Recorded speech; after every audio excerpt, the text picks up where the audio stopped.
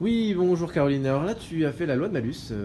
Et je voudrais, alors donc, est-ce que tu pourrais nous présenter d'abord la manip et puis après nous indiquer les difficultés rencontrées sur cette manip. Alors donc première chose, c'est que la manip on peut la mettre dans le montage polarisation pour la grille interne, c'est pour ceux que ça intéresse.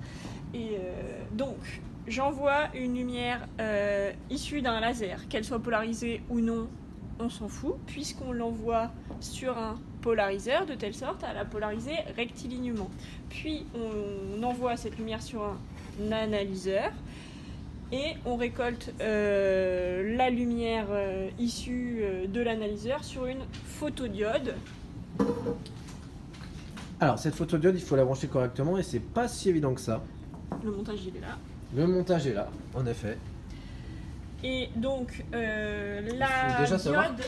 comment la mettre. Alors il faut la mettre en inverse et savoir comment elle est en inverse. Alors, ça, Voilà. Et pourquoi on la met en inverse? Parce que en fait la diode, quand elle est branchée de manière passante, elle va être, donc comme son nom l'indique, passante, et la tension à ses bornes va être proportionnelle à l'intensité ou inversement. Voilà.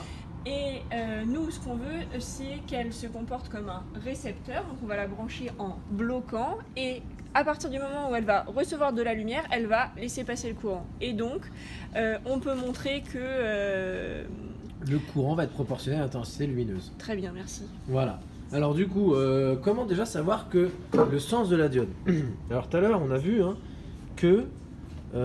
alors imaginons qu'on la mette, qu'on allume avec la lampe rouge. Comment savoir si elle est branchée en inverse? On voit que si on modifie l'intensité lumineuse, et ben en fait, la valeur du courant est modifiée. Alors que si on se met en... L'inverse. Alors qu'est-ce que tu viens de faire là?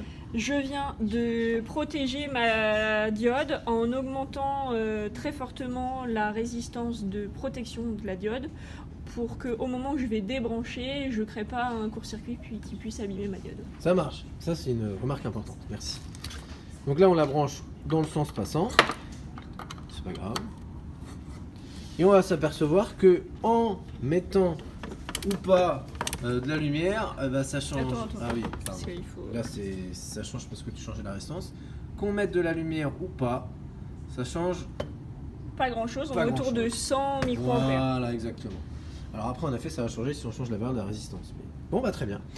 Bon, je pense qu'il n'y a pas de difficulté sur ce montage. Ah si, donc on a tracé au final. Ah, c'est reconnaissance faciale. Ouais, c'est un peu pourri en vrai. Ah bon, à la grille interne, ça rigole pas.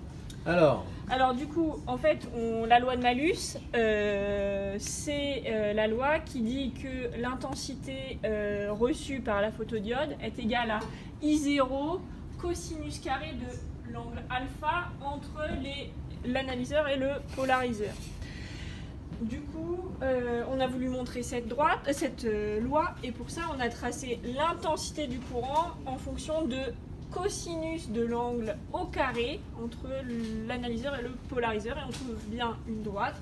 Donc on montre que l'intensité reçue sur la photodiode est bien proportionnelle au cosinus carré de l'angle entre l'analyseur et le polariseur. magnifique, merci Caroline pour cette belle présentation.